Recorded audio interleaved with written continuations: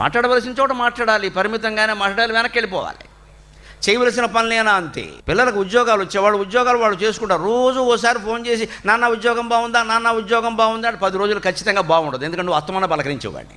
పలకరించకుండా ఉంటే బాగానే ఉంటుంది. మనం 10 సార్లు పలకరిస్తే నేరాలు చెప్తాడమ్మా.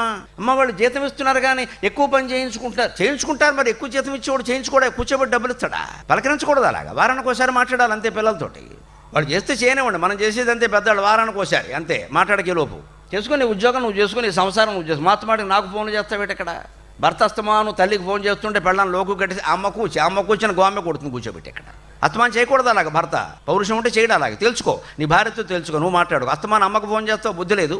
పెళ్ళయింది 30 ఏళ్ళు ఉన్నాయి. సమస్య ఉంటే భార్యతో ఆలోచించుకోవాలి. తల్లి దేనికంటే అక్కడ అబ్బాయి తల్లికి కూడా ఇక్కడ మా వాడు నాకు ఏం చెప్పకుండా, ఇది అజ్ఞానం అంటారమ్మా. చెప్పకుండా కొన్ని చేయడమే మంచిది. వాళ్ళ సంసారం మనకు అనవసరం. మన మఠంలో కూర్చుంటే జపం చేసుకుంటాం.